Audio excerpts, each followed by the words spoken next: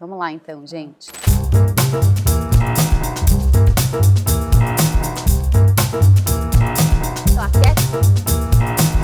Buenas! Bem-vindos ao Corre Junto, podcast especial com Giovana Martins. A convite da ON, estamos na Explore Mode, essa loja super estilosa no Shopping JK Iguatemi, em São Paulo, celebrando o lançamento da ON, que é o Cloud Vista 2, esse tênis que está no meu pé, no da Giovana também.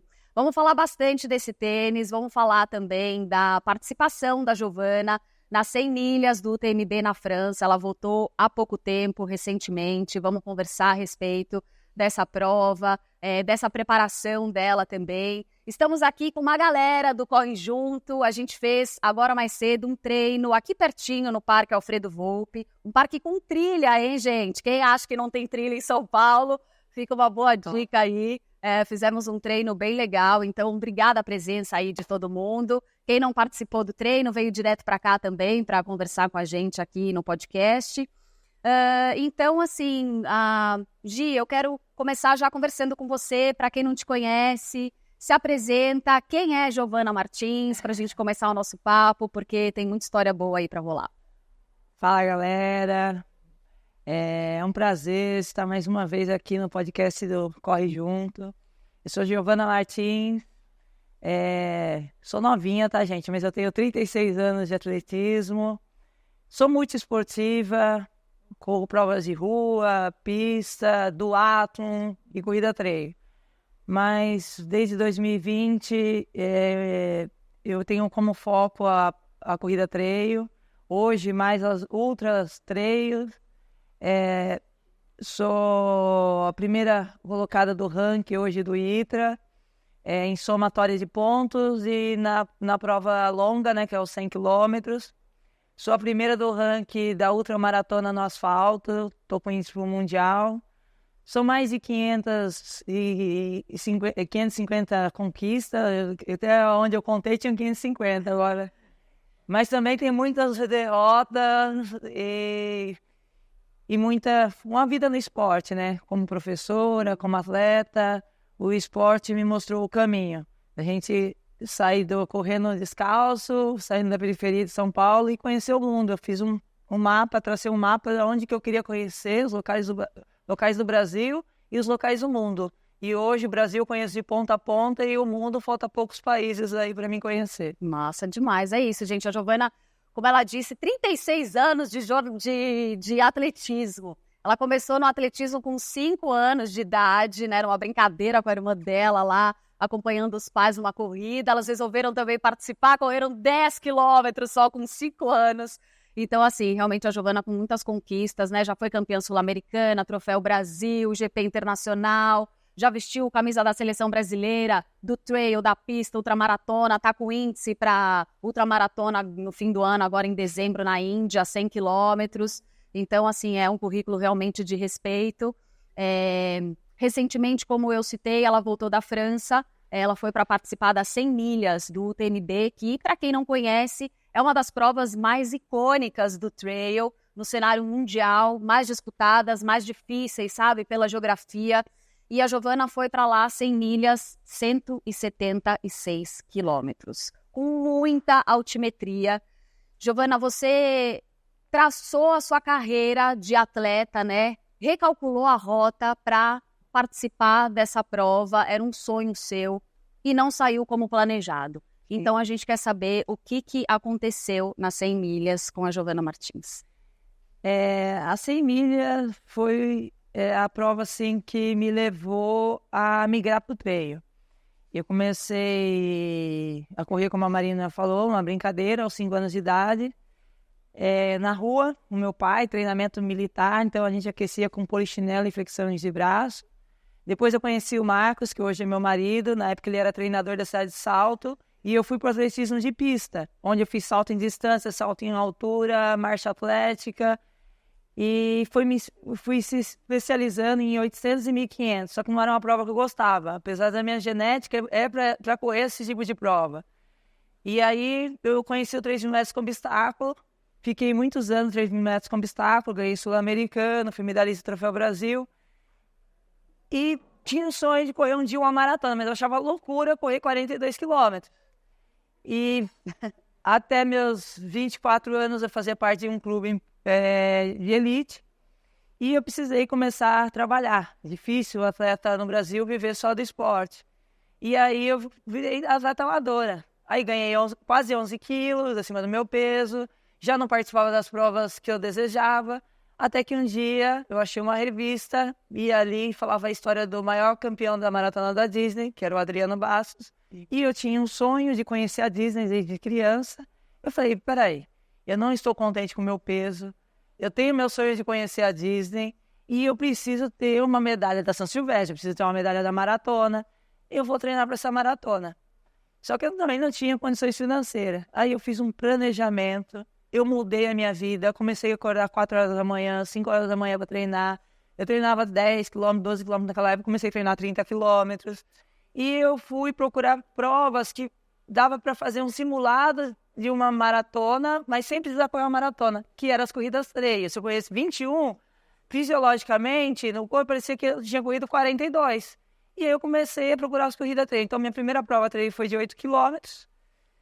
E dentro dessa, eu gostei. Falei assim, eu corri a primeira prova, tive que ir pro hospital, porque fiquei uma semana com dor no corpo, não podia nem sentar. Eu falei assim, esse negócio aí mata, gente. É isso que eu quero treinar. Eu não preciso treinar muito, mas judia. E aí eu fui procurar na internet quais eram as provas mais importantes. Que no Brasil era o Campeonato Brasileiro na época, e a K21, que era a mais famosa, e no mundo era o TMB do Mont Blanc. Aí eu fui assistir os vídeos, aí eu vi aquela largada, chegada das 100 milhas. Eu falei, um dia eu quero correr essas 100 milhas. Então eu falei assim, eu vou terminar meu projeto, que era ganhar um Mickey para cada sobrinho. Eu ganhei 5 maratonas da Disney, porque eu tenho, na verdade eu tenho 4 sobrinhos, só que no meio do caminho, eu sempre tive o Marcos, que é meu auxiliar técnico, mas ele é tudo. E para você ser um atleta de elite, se você não tem uma estrutura de um clube, a sua família tem que andar junto com você. E ele roeu o osso comigo, de acordar cedo, de ter que me acompanhar. Então, a minha penúltima maratona da Disney, eu fiz uma surpresa para ele. Eu treinei para ganhar a maratona e eu queria bater o recorde de fazer o índice pro Pan-Americano e homenagear ele. Então, o quarto Mickey, eu não tenho nenhum Mickey, cada Mickey eu dei. Mas o Marcos tem um Mickey lá em casa e o quarto Mickey é dele. E o quinto Mickey foi da minha sobrinha, que ela também eu já tinha encerrado. Eu falei, não vou mais para maratona. Aí minha irmã adotou uma menininha, a Zipra, que é a nossa sobrinha. Eu falei assim, não, é mais do que justo eu ir buscar o Mickey para ela. Então, em 2020, eu nem tinha patrocínio para ir para a maratona da Disney. Mas eu fui, corri uma prova, ganhei a passagem para Disney e fui para Disney para ganhar o Mickey para Zípora. E aí eu falei, quando eu terminar esse projeto, eu vou migrar para a montanha. E aí veio um patrocínio, um projeto para mim correr a UTMB da Mont Blanc, que já era a segunda vez que esse projeto tinha batido na minha porta. A primeira vez eu neguei porque eu precisava buscar o Mickey para os meus sobrinhos. E aí, na segunda vez, eu falei, é agora. Aí eu migrei, só que aí veio a pandemia. A última prova que nós corremos foi o Indomit. E aí não teve a UTMB naquele ano. Então atrasou um pouquinho. Então, na verdade, essas 100 milhas que eu corri esse ano, já era para ter ocorrido. Aí, quando não ocorreu, atrasou, eu falei assim, eu vou jogar para 2025. Só que aí veio um patrocinador, ele falou, você não quer correr o TMB para classificar, para ganhar a vaga para 100 milhas? Aí eu fiz o cálculo, eu falei assim, poxa vida, o ano que vem não tem mundial de trail. É um ano bom para treinar, para ganhar essa vaga para 100 milhas. E é um ano bom para correr 100 milhas. Então eu falei assim, eu vou buscar essa vaga nas 100 milhas. Só que eu vinha de uma lesão, porque eu chutei uma raiz lá na UTMB, nos 40 quilômetros, e eu quebrei uma léola. E aí, quando eu saí, eu fui fui quarta colocada, fiz uma boa marca nos 40 quilômetros, mas com o tornozelo quebrado. Então eu estava tratando, eu falei, eu não sei se eu vou chegar nesses 100 quilômetros na UTMB Paraty, mas eu vou tratar, se tiver sem dor eu vou. Então eu entrei sem compromisso na UTMB Paraty. E eu fui indo, a prova foi saindo. No fim, eu fiz a melhor marca até hoje numa prova de 100 km no Brasil. Nenhuma brasileira ainda tinha corrido acima de 700 pontos num 100 km. Eu fiz 724 pontos, então o recorde dos 100 km é meu no ITRA.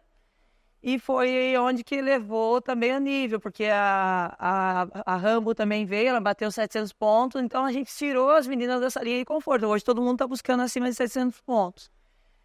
E eu fiz esse planejamento então, de 4 anos para chegar nas 100 milhas da UTMB. Então, É assim, difícil manter esse foco por tanto tempo, sim, né?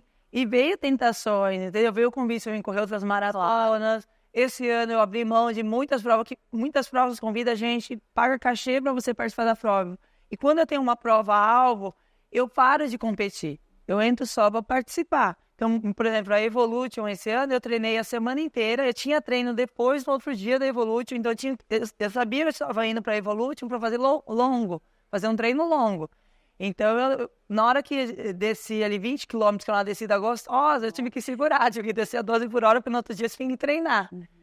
Então, são vários detalhes, e fora que você cria o sonho, né? Eu comecei a treinar, eu estava batendo 230 quilômetros para 24 horas na semana. Então, eu falei assim, é uma prova para correr abaixo de 28 horas, porque a gente tem esse cálculo. E eu estava assim, terminando em 24 horas, 230 quilômetros na semana inteira. Eu fazia um longo na quinta-feira, de 42 quilômetros, um longo de 7, 9 horas no domingo ou no sábado, terminava bem. Então, assim, eu estava fazendo tiro de 1.000, 20 tiros de 1.000, no ritmo que eu fazia 15 tiros de 1.000, 12 tiros de 1.000 para correr a maratona. Porque normalmente você treina uma prova longa, você fica lento. E eu estava muito rápida.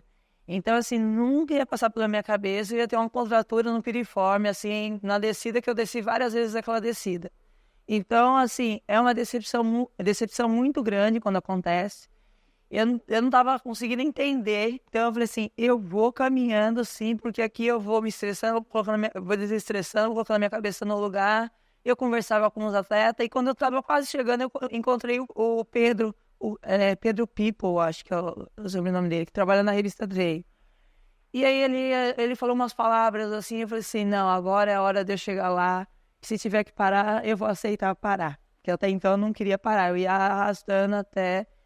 Só que para um atleta de elite não é bom, não é legal você ir arrastando numa prova. Por quê? Se eu terminasse aquela prova, eu não ia estar pronta agora para correr o UTMB Paraty. Talvez 1 ano, 6 meses, talvez nunca mais eu ia voltar. Tem muita atleta que levou prova assim e nunca mais conseguiu voltar.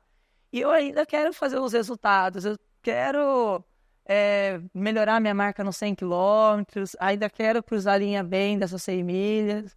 Então a gente tem que pensar no amanhã, não é só o hoje. Mas que envolveu muita coisa, muitas emoções, foi muito difícil falar, acabou por aqui. Se acabou por aqui, eu tive que andar 7 quilômetros ali no passinho, com o bastão me ajudando para ir colocando a minha cabeça no lugar, Marina. A gente viu, né, agora uma curta que a gente conseguiu produzir, Fernando Viaggioni acompanhando a Giovana lá na França, e o Marcos Martins, que é o marido da Giovana, auxiliar técnico dela, né, comenta, a Giovana não queria parar a prova, né, eu que tirei. Quando vocês se encontraram, você falou para ele, eu vou continuar. Então, não, a primeira vez que eu liguei, que eu senti, falei, Marcos, prepara, porque assim, eu deixei ele preparado para alimentação. Então, eu falei assim, prepara o equipamento de primeiro socorro, você vai ter que passar uma pomada, ver se tem tinha anti-inflamatório, porque a gente também não pode tomar qualquer coisa. Hoje até o Advil estava para ser proibido na UTMB. Então, você tem que saber o que tomar. Então, eu falei, prepara o medicamento, eu vou tomar e vou continuar. Porque eu falei, aqui o próximo é pesado, mas eu domino essa área. Eu falei, eu sei como... Só que foi travando, a passada foi diminuindo. Trechos de asfalto que era plano, eu não conseguia correr mais. Eu falei assim, não dá, 100 e poucos quilômetros, levando assim, pegar a noite assim. Falei, não, é muito arriscado. Aí eu liguei para ele de novo, falei assim, não, eu vou parar a prova. Só que eu fui andando, e eu falei assim, não, acho que dá para ir trecando. Faz uma pomada. Ele falou, não, acabou, viu, moça? Veio aqui tirar. Encerrou, ela não vai parar. Aí foi. Hoje eu vi que você treinou bastante com o Cloud Vista 2, lá na França, que é o tênis que a gente, inclusive, treinou hoje mais cedo aqui também. Queria saber das suas impressões do tênis. Então, eu já tinha... E uma prova dessa muitos estudos, muitas estratégias. Então, eu já sabia o último trecho, que é o La Frégère. É um trecho rápido, mas todo mundo desce muito cansado. É um trecho muito técnico, muita raiz, muita curva fechada. ali precisa de um tênis para descer voando, né? E eu fui testando e falei, esse tênis é o tênis rápido, é o tênis que eu vou usar no último trecho. E até mesmo, porque quando você passa de 70 quilômetros, o tênis está mais confortável possível. Você larga com tênis confortável. É bom você trocar de tênis. É difícil eu fazer uma prova de 100 quilômetros sem fazer a troca de tênis. Então, já estava certo. Era o ponto de vista que eu ia descer, porque é um tênis que dá segurança. Uma trilha técnica e com muita descida, muitos obstáculos, a primeira coisa que vocês têm que pensar é no tênis que vai te dar segurança. Tem que colocar o tênis no pé e falar assim, com esse tênis eu desço, eu subo, eu corro na água. Não adianta descer com um tênis com dúvida, que você vai descer travado. E aí é onde acontecem os acidentes. Então, assim, primeira coisa que eu penso, esse tênis vai me colocar em segurança? Eu posso confiar, descer forte. Por quê? Eu fiz a CCC. E a CCC, eu tive... A UTMB, ela me desafia, viu? Tem prova que eu tô detonada, chego na prova eu fico viva. Mas a UTMB, a CCC, eu treinei bastante para a CCC também, dava muito bem. Só que nós mulheres tem a TPM, né? E aí eu falei assim, eu vou tentar driblar essa TPM, porque ia cair bem o ciclo, bem na semana da prova. Aí eu fui tomar anticoncepcional sem intervalo para tentar mudar o ciclo. Eu tive a reação que inchou minha mama. E inflamou muito, não tinha o que passar aquela informação. E no dia, eu treinei no sol de 38, 40 graus. No dia choveu e fez muito frio. O frio, quando você está com inflamação, dói o dobro. Então, as descidas eu segurava as mamas, não tenho vergonha de falar, eu tive que segurar as mãos. Então, assim, até os 70 quilômetros, eu estava com muita dor nos seios. Quando eu cheguei em Triente, eu não sei, foi uma coisa da mão de Deus, passou a dor. Eu falei, filho, agora eu tô com as pernas sobrando, eu vou descer muito. Então, a trilha do Las Megera, eu desci a 3h45, eu desci muito rápido. Então, assim, tudo que eu não corri, eu tirei a diferença. Eu fiz também é um recorde brasileiro na CCC, é meu. A melhor marca no 100 km da CCC é minha, que foi a marca que me levou para o Mundial. Foi a maior pontuação na prova longa. E ali eu desci, então eu já sabia aquele trecho que eu precisava de um tênis bom para descer rápido aquele trecho ali. Massa.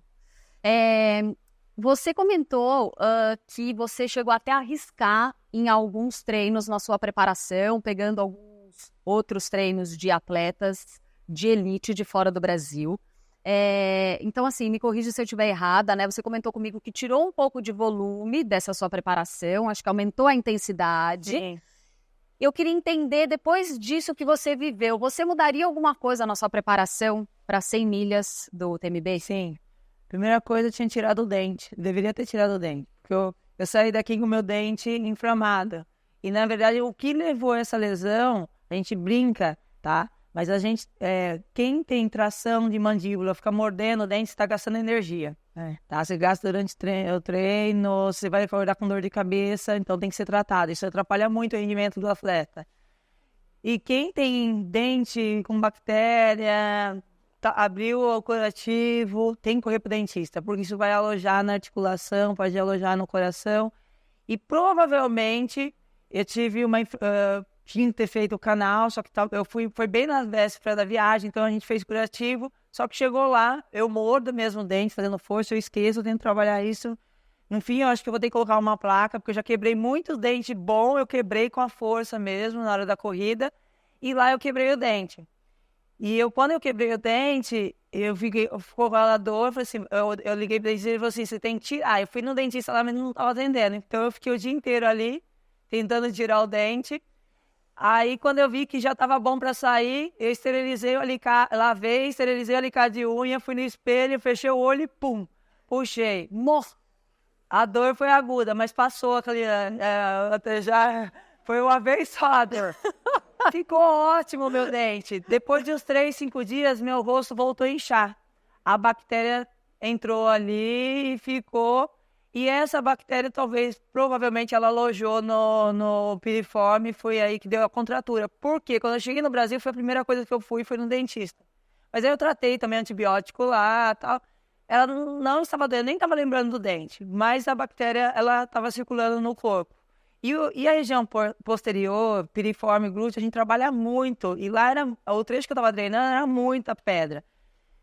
E E com certeza foi isso aqui que alojou, porque eu limpei e no outro dia não tinha dor, parecia que a dor sumiu.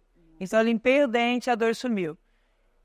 E sobre o arriscar, o que acontece? Na CCC, eu fiz o treinamento das corredoras da Europa. Por quê? Não adianta, é igual aqui no Brasil hoje, não que nós temos corredoras muito boas, mas eu falo, a gente para ter um Fusca, a gente tem que almejar a Ferrari. Então isso eu aprendi com o Togumi, ele falou assim, Giovana, para você correr com as meninas da Europa, você tem que tentar buscar os homens aqui no Brasil. Então hoje, eu tento ser top 10, top 5 entre os homens do Brasil, para mim poder almejar um pódio lá fora na Europa. E quando eu vou fazer uma prova-alvo, um mundial, uma UTMB, eu tento treinar igual as meninas. Eu diminuo um pouco meus trabalhos, porque não dá para você trabalhar 8, 12 horas por dia e tentar treinar também como um atleta de elite. Eu dou uma reduzida ali 3 meses antes e eu vou aumentando o caldo dos meus treinos. E lá eu estava sem trabalhar. Então, assim, e eu sou uma pessoa muito ativa. Então, assim, para mim, só treinar com a energia sobrando. Eu falei assim, essa energia tem que ser gastada com o treino. Então, eu peguei os treinos das meninas que eram top 10 na UTMB. E aí, eu aumentei, dessa vez eu aumentei a intensidade. Na CCC, eu aumentei o volume, porque eu não era ainda ultramaratonista. Eu estava começando a fazer as provas de 5 km. Agora eu já tenho uma bagagem. Porque faz tempo que eu venho rodando aí 7 horas no final de semana, 70 quilômetros. Então eu já não precisava tanto trabalhar o volume, mas eu precisava deixar esses 70 quilômetros mais rápido. Então eu diminuí de 250 quilômetros que eu fazia na CCC, de 200 a 250. Nessa aqui eu fiz de 185 a 230 quilômetros por semana. Eu não trabalhei igual... Eu vi que tem um outro grupo da Elite que trabalha muito altimetria. Eles estavam trabalhando 10 mil de ganho na semana, 11 mil. Eu trabalhava no máximo 7, só que esses 7 eu subia praticamente correndo. Poucas subidas eu subia andando. Então, ou se eu subia andando, era fazendo força, não aliviava na subida. Podia aliviar na descida, mas na subida não. Porque eu fazia um pouco menos de altimetria. Legal entender. Tem pergunta, né? Quem que é? Celso e Érica, a gente vai na sequência. Você estava falando sobre a troca de tênis no momento da prova. Eu queria saber que tipo de tênis você usa, como você faz essa escolha e como você se planeja para fazer essa troca. Se troca mais de uma vez, entendeu? Desde os 100 km no asfalto, nos 100 km no asfalto não tem como correr com o mesmo par de tênis, porque eu transpiro demais. No asfalto é uma corrida um pouco mais rápida. O índice que eu fiz agora para o Mundial em fevereiro, eu corri a 12 por hora. Eu comecei a prova a 12,5 por hora, depois começou a oscilar muito a temperatura. Eu falei assim, tem que encaixar um ritmo para não ter risco de quebrar. E nessa de oscilar, a chuva veio, secou. Quando a chuva veio, o tênis já encharcou. Você ficar com o tênis encharcado, porque normalmente corrida no asfalto eu não uso meia. Então eu falei, é bolha. Então já, rapidinho, e eu fiz um crime no tênis, mas não... Quando você está buscando um índice, gente, tem coisa que você tem que trabalhar. Eu falei, passa tesoura no cadarço para não perder tempo de tirar. Porque na outra tentativa que eu fiz para o Mundial, eu quis tirar na pressa, eles começaram a puxar meu tênis, não conseguia soltar o cadarço, aí eu fui fazer aqui. Quando eu fiz assim, empurrei, que não pode, isso daqui que machuca o tendão, começou a me dar cãibra. Então, dessa vez eu falei assim, não tenta tirar meu tênis, corta o cadarço. Aí eu troquei de tênis e saí. Então, é um outro conforto, você tem outro rendimento, você não corre o risco de formar bolha. No treino, por conta das ponteiras, do gripe, eu tive olho de peixe nos 2 dedões, então eu tenho uma cicatriz. Então, ele começa a doer. Então, eu tenho que fazer essa troca. E uma prova muito longa, mas para isso eu treinei muito. Eu uso normalmente o tênis e asfalto, um bom trecho, e troco só nas trilhas muito técnicas ou tênis de trilha. Mas até 70 quilômetros eu consigo correr com tênis de trilha que o dedo não grita. Mas depois eu tenho que fazer mais do que 70 quilômetros eu tenho que fazer a troca. E aí essa troca é feita, né? Nos postos, você sem falar, come, troca o elástico do triatlo, aquele cadarço de elástico, quando eu preciso fazer muito rápido no asfalto. Na trilha pode usar o cadarço normal. Eu falo pro Marcos deixar tudo abertinho. Se não for backdrop, ele já vai estar solto o cadarço, eu chego, tiro. Agora, se eu estiver numa disputa, vai com o tênis assim mesmo. Vou ter que morder o dente, o Juliano vai brigar comigo, vou quebrar o dente, mas eu não vou trocar o tênis. Entendeu? Muita coisa Deu vontade, às vezes dá vontade de ir no banheiro, só que se eu tô numa disputa, eu vou ter que segurar. Entendeu? Então o atleta tem que entrar numa prova preparado para tudo. Entendeu? E na disputa, igual no Mundial, se você parou para fazer um xixi, 20 pessoas de para. Então, assim, entendeu? Então você já tem que estar pronto para isso. Vou segurar, porque eu não vou perder posição. Ou faz ali, né? Eu faço ali, mas não consigo, mas eu tenho que dar uma paradinha ou diminuir o ritmo. Céu. Gi, tem uma coisa muito bonita em você, que é a sua fé. E você já falou muito que, assim, foi ela que te segurou a cabeça e tudo, né? De ter que desistir. E acho que, recentemente, eu conheci um ditado que diz que o homem faz planos e Deus ri, né? Nem tudo sai porque a gente não combina. Com o que você contava? Você não contava com a lesão, mas o que você contava que ia acontecer numa prova tão longa? Você disse assim, olha, eu sei que quando isso acontecer, eu vou estar pronta, vou agir desse jeito ou daquele. O que dá para prever que vai acontecer? Pode acontecer muita coisa. Cãibra, porque estava muito quente, então eu já sabia. Então a gente anda com umas pomadinhas na cinta, né? Eu já sabia, ou ia esquentar muito o corpo. Eu já estava com a estratégia de entrar dentro dos tanques de água das cachoeiras. Isso era uma coisa assim que... eu sei que, por exemplo, eu já estudo a montanha. Uma montanha com muita escalada, muita subida. A gente corre o risco de cair o açúcar e ali acabou a prova. Então eu prefiro encher minha barriga, subir com a barriga cheia, do que eu passar mal por falta de alimentação. E eu sabia que podia vir um sono. Então, assim, eu falei, na hora do sono, eu tinha colocado o fone de ouvido na minha mala lá no posto. Se vir o sono, eu vou colocar música, um rock bem alto e vou escutando.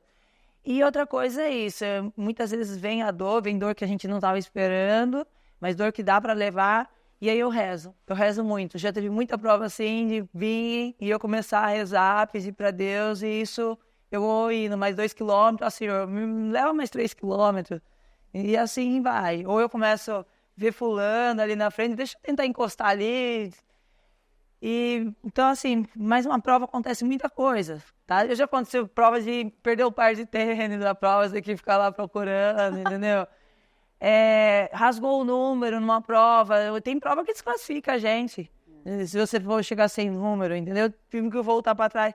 Prova que cachorro tava solto, o cachorro pitbull, você vai encarar 2 pitbull, que é cão de guarda, eu tive que correr para trás e esperar o rapaz passar para ir junto com ele. O ano passado, na UTMB, eu peguei vaca solta, aí eu chamei o Miragaia, tinha acabado de passar o Miragaia, eu falei assim, Miragaia, eu vou te respeitar, vai, eu vou junto com você.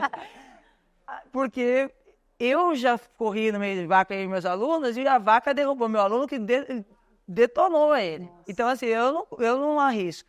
Aí eu fui, passei o Miragaia, fiquei um tempo sozinha, daqui a pouco um monte de vaca de novo fechando a rua. Eu chamei o fazendeiro ano passado, só que ele foi naquele passinho, querendo contar prosa pra mim. Eu falei, senhor, eu tô numa disputa, a menina tá vindo atrás, não dá pra você prender essas vacas rápido. Aí esse ano eu já mandei um recadinho pra eles, passar naquelas fazendas ali, mandar segurar essas vacas aí. A gente todo colorido, né? Eu não vou correr, não. Cansada, não. Eu não treinei pra montar em vaca no rodeio, não. Exato. Bom, falamos bastante aqui de UTMB, das competições. Como eu disse, a gente assistiu agora um curta da Giovana lá se preparando na França para 100 milhas do UTMB. E o nome desse curta é A Filha do Vento, que é como se fosse assim uma alcunha que ela usa, né, Gi? Você escreve bastante também A Filha do Vento, né, nos seus vídeos que você publica. De onde vem A Filha do Vento? A Filha do Vento hoje é uma marca registrada. Nós temos algumas frases hoje que são registros nossos. O corredor ele vai inventando um monte de bordão, né? Mas a Filha do Vento é um nome carinhoso que eu ganhei do meu tio Jalmi. Ele é o tio paizão, aquele tio que tá presente na vida da gente. Era o tio que levava a gente para comer churros. A gente ficava esperando ele receber o salário para pagar os churros pra gente. E na minha infância eu tive problemas ortopédicos, porque eu e a Graziela, minha irmã mais velha, nós somos 11 meses diferentes. A Graziela nasceu em janeiro e eu nasci em dezembro.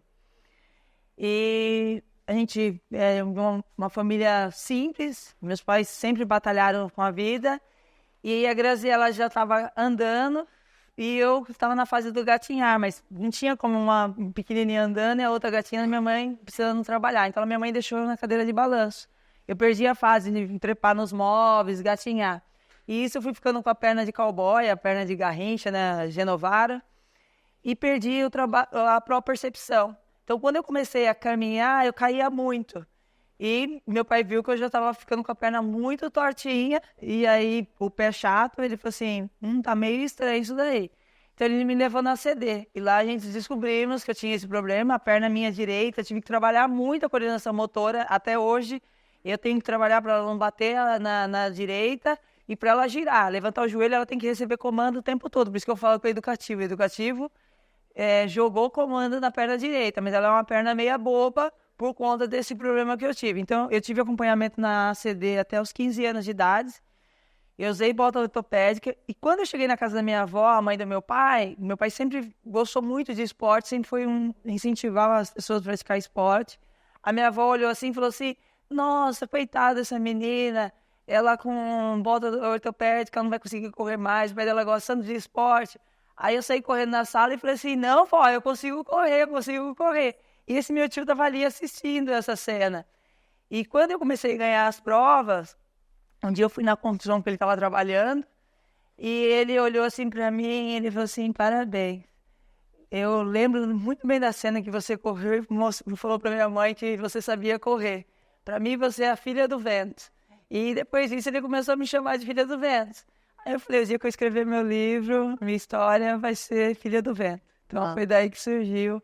Eu deixei as botas ortopédicas. Tenho uma paixão por tênis, porque... Tenho duas histórias com tênis. Primeiro, é isso, porque eu queria... Para mim, era horrível ir para uma festa de bota. Eu cheguei a ficar fora da recreação da escola, porque a professora achava que eu era deficiente. Ela não queria me deixar fazer educação física, porque eu ia de bota. Então, ela me deixava no joguinho de tabuleiro.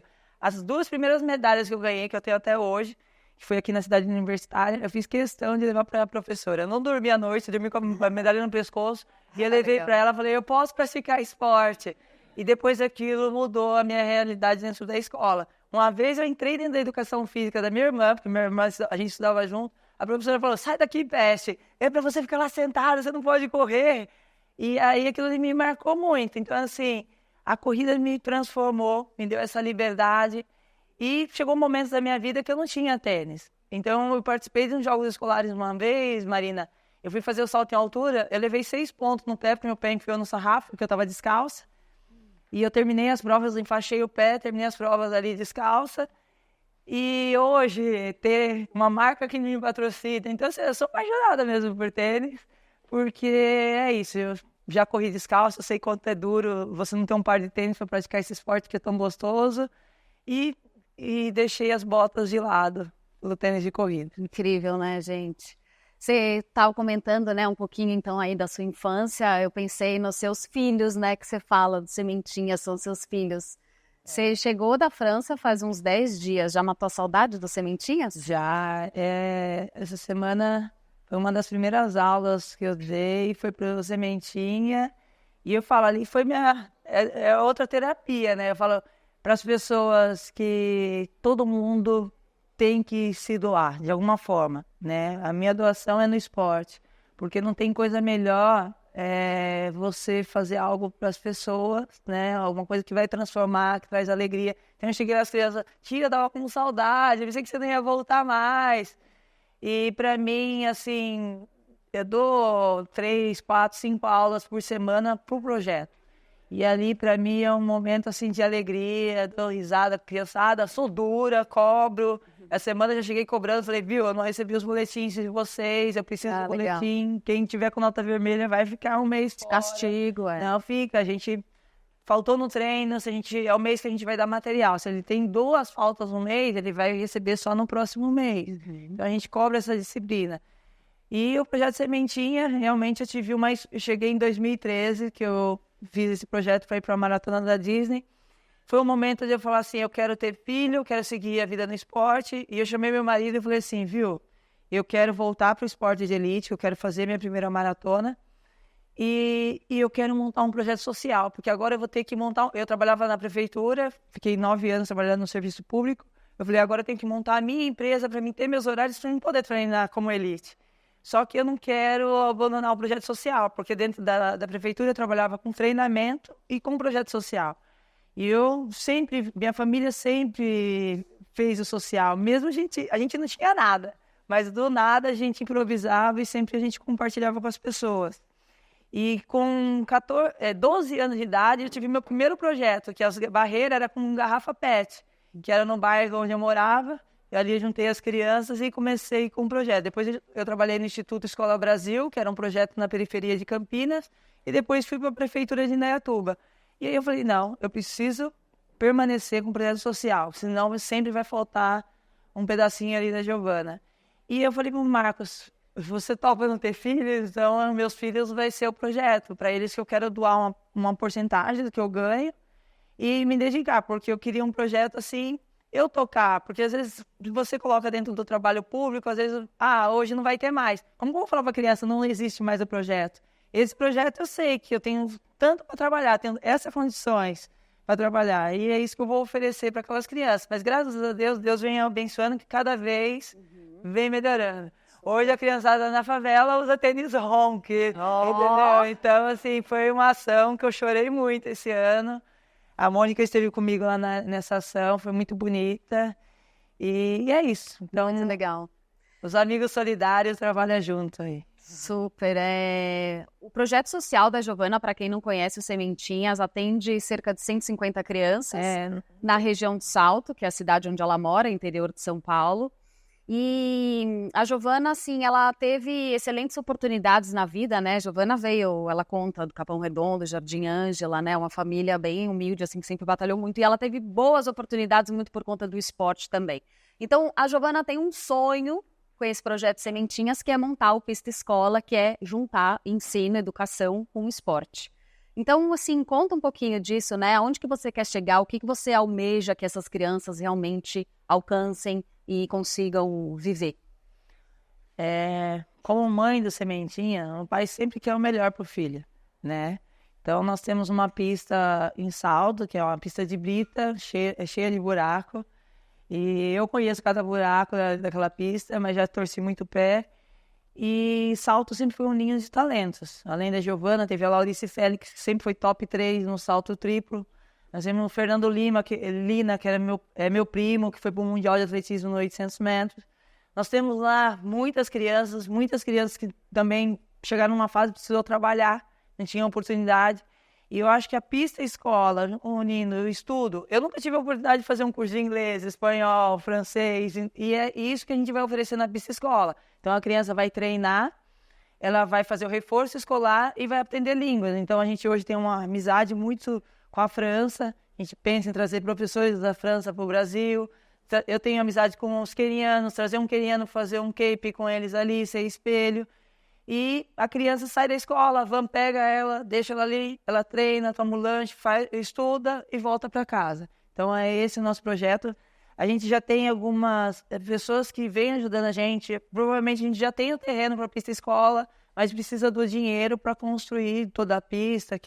Não adianta a gente fazer uma pista para que 5 anos a gente já está com buraco na pista. Tem que ser um projeto bem feito para ficar. Um dia eu vou embora, mas eu queria deixar... Acho que isso daí vai ser o meu maior legado, assim, deixar essa pista para gerações. Então, eu acho que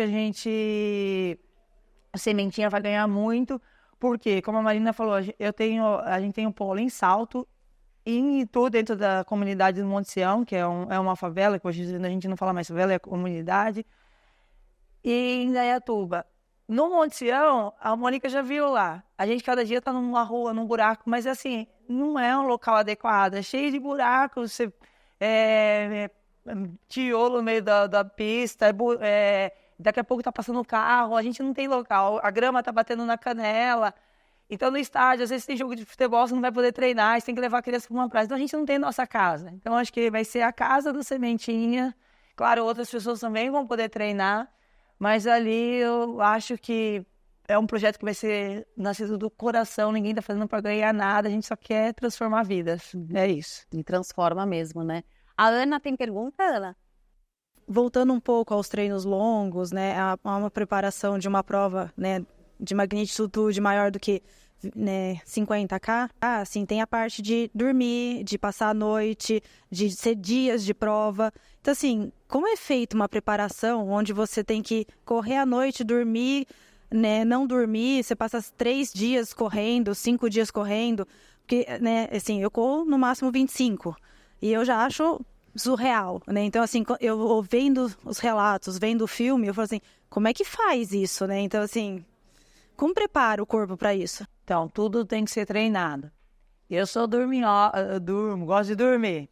Só que esses últimos tempos, eu precisava aprender a não dormir, né? Eu tinha que segurar o sono. E o que eu fazia? Eu acordava de madrugada e estava começando a dormir tarde. Mas eu fiz uns treinos que começavam à noite. Então, eu ia para a Serra do Japi, lanterninha na cabeça e virava à noite. Então, assim, tem que ser treinado. Você treinava a corrida à noite, você não treinava a sua privação de sono? Não. Aí a gente treinava, mas eu fiz também, assim, tem que dormir 2 horas da manhã. Os últimos dias, pelo menos uma vez na semana, eu acordava 4 horas da manhã e ia dormir 2 horas da manhã, para segurar o sono. Eu tinha que segurar porque isso daí eu tinha que trabalhar na minha cabeça que lá durante a prova eu não ia dormir. Mas, claro, a gente toma de vez em quando um Red Bull, né? Hoje você tem a taurina que tem no gelzinho, tem cafeína no gelzinho. Então, você tem que deixar essas coisas. No começo de prova, eu tomo gel sem cafeína, porque para precisar fazer uma diferença. Apesar que a cafeína, se eu precisar tomar, acho que um balde de cafeína e eu quiser dormir, eu sou dorminhoca. Eu durmo até eu desci no parque. Eu sou do seu Eu tipo desliguei, eu durmo. Mas, assim, a adrenalina de prova também faz você virar a chavinha, entendeu? Ali na hora que você tá, é difícil vir o sono. Sim. O ano passado, assim, a UTMB eu não concluí para ficar mais tempo sem dormir. Mas o ano passado, na UTMB aqui em Paraty, nós viramos à noite e eu fui dormir lá por umas 7 horas da noite, porque quando eu cheguei na UTMB Paraty, eu nunca senti tanta emoção pós-prova. Foi uma prova, assim, de muitas emoções. E eu tive que ir pro hospital, porque eu não conseguia segurar de emoção. Eu chorei muito, as pessoas vinham, me abraçavam.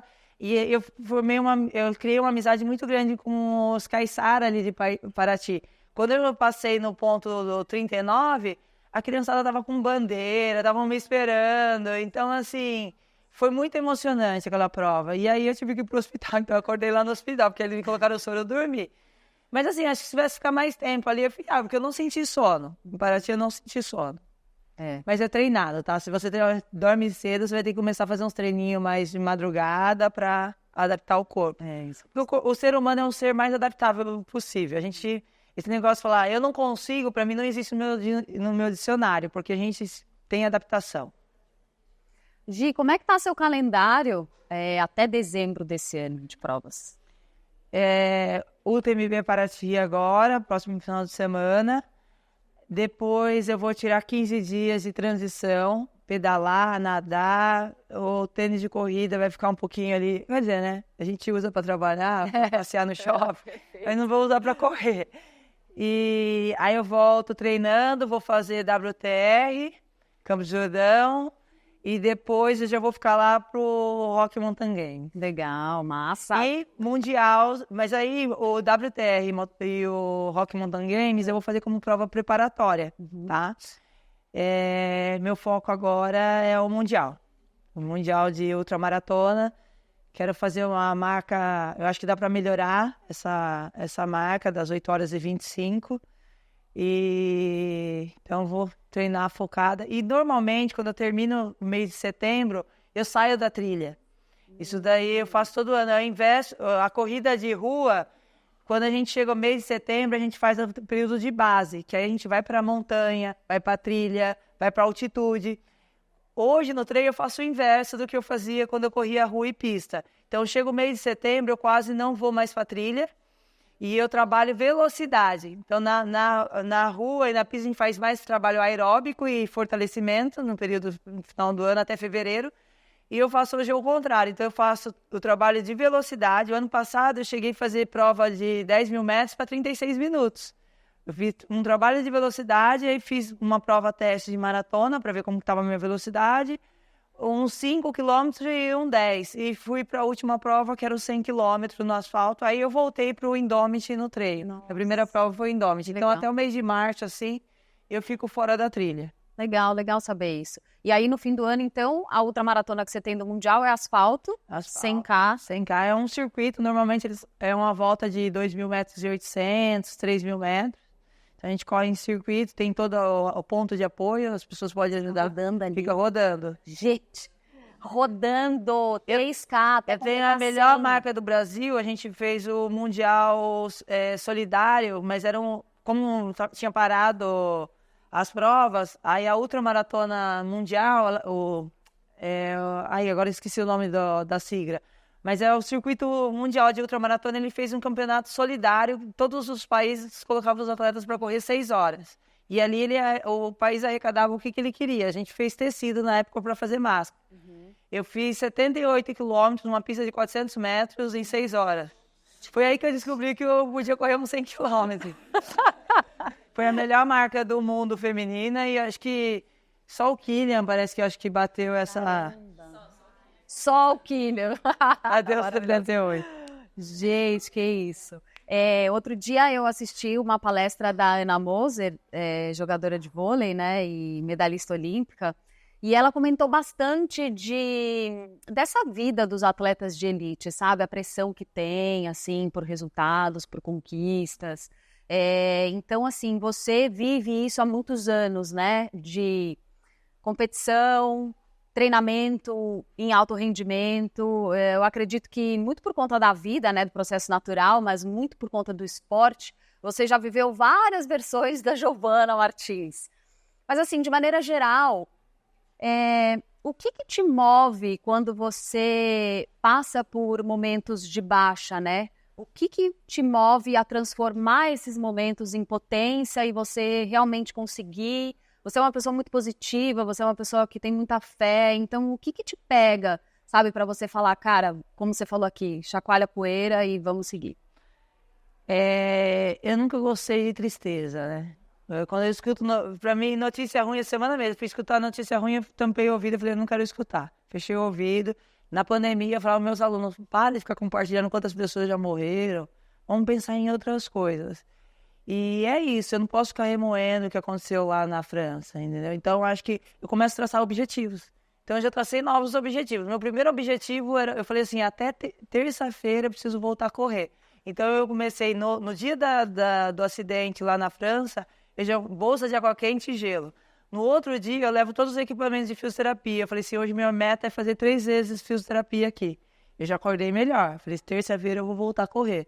Aí eu voltei na terça. Eu falei assim, opa, minha meta agora é participar do revezamento, que eu ia só como capitã. Eu falei assim, agora eu quero colocar uma perna lá.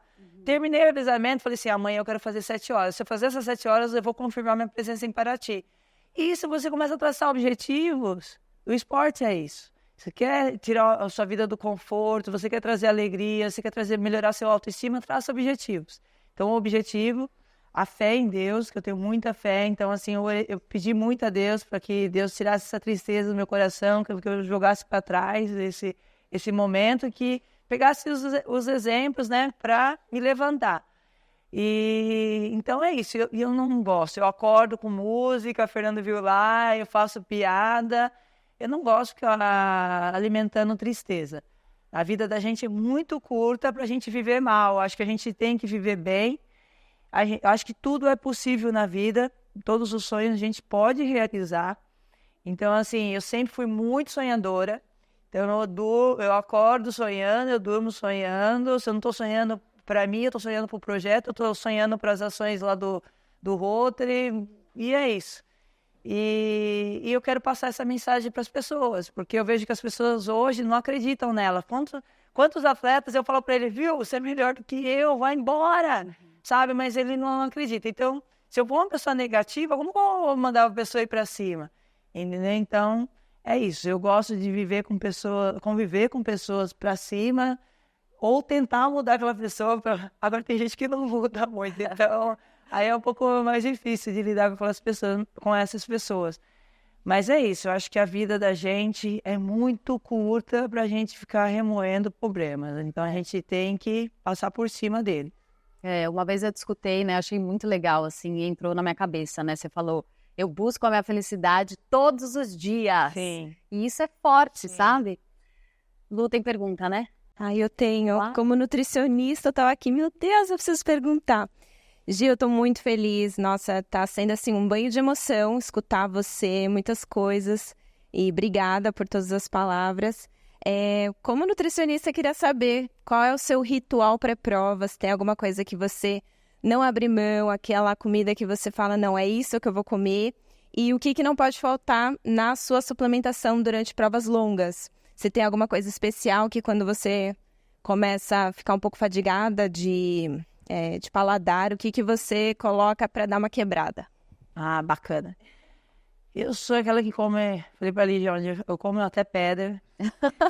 e assim, o carboidrato, o macarrãozinho, assim, véspera de prova longa, é uma coisa que eu não abro mão. Então, assim, eu como muito carbo, véspera de prova, então eu preciso engordar a véspera de prova, porque eu perco muito peso treinando.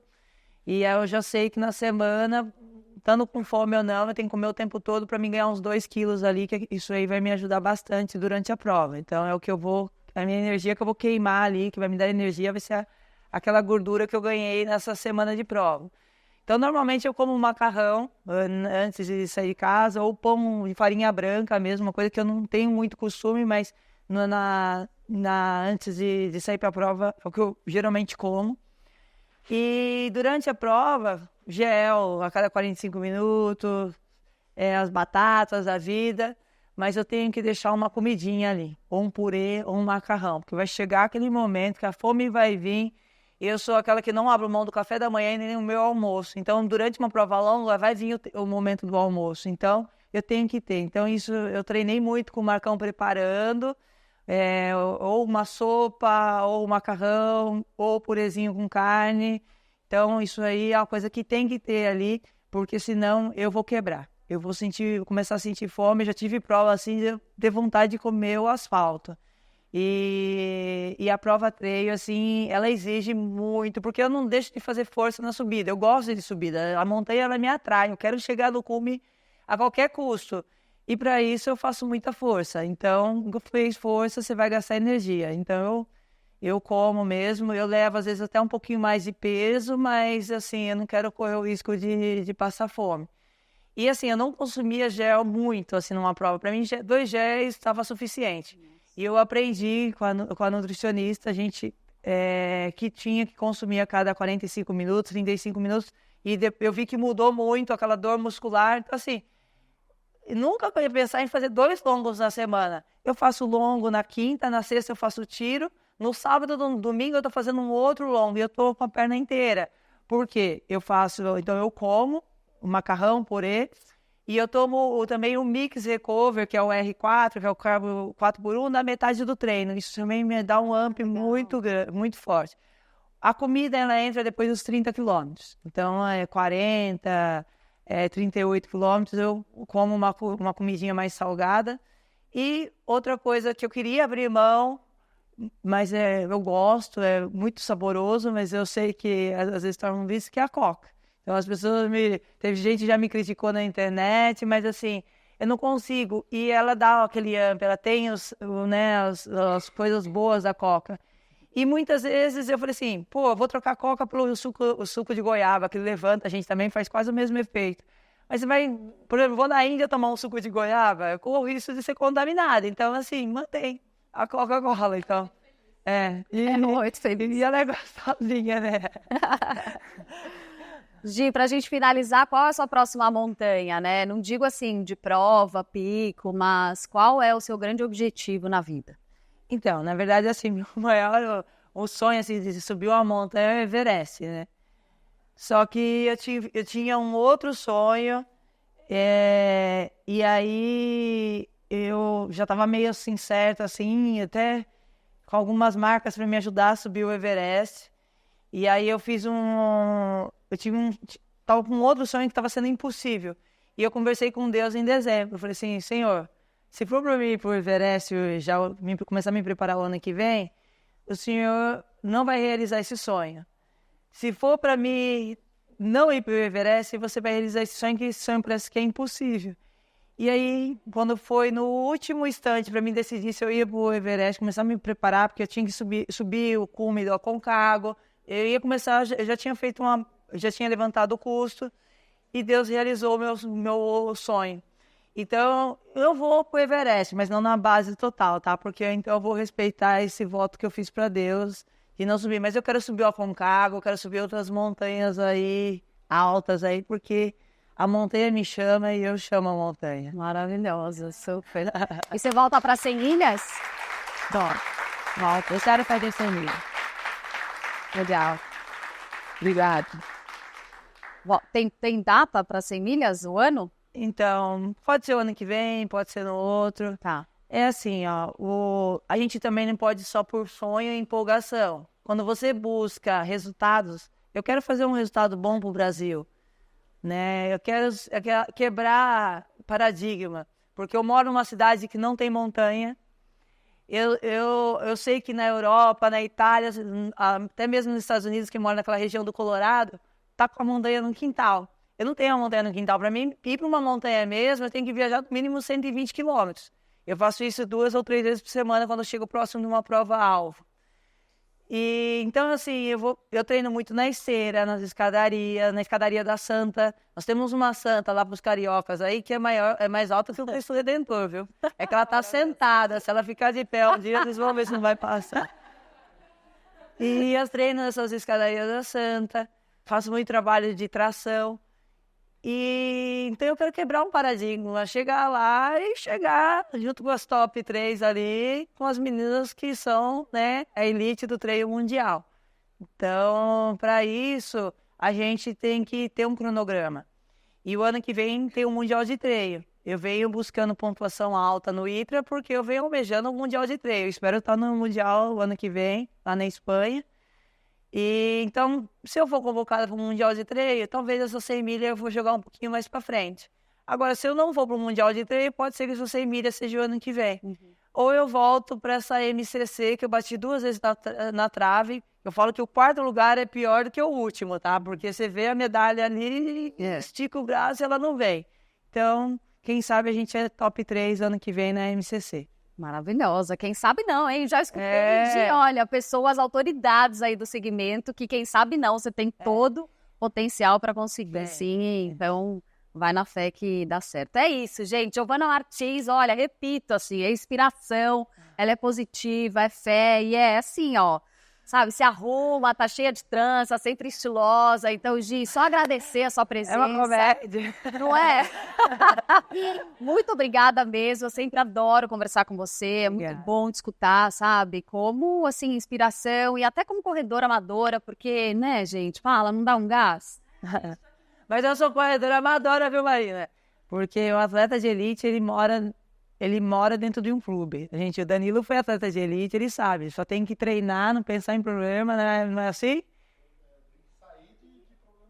E a gente tem um caminho mais difícil. Eu quero correr com a elite, mas eu trabalho, tem tudo isso. Então, eu falo que eu sou a corredora amadora com alma de profissional. É verdade. A minha alma é de profissional. Eu quero treinar como profissional. Maravilhosa. Obrigada, tá? Valeu, gente.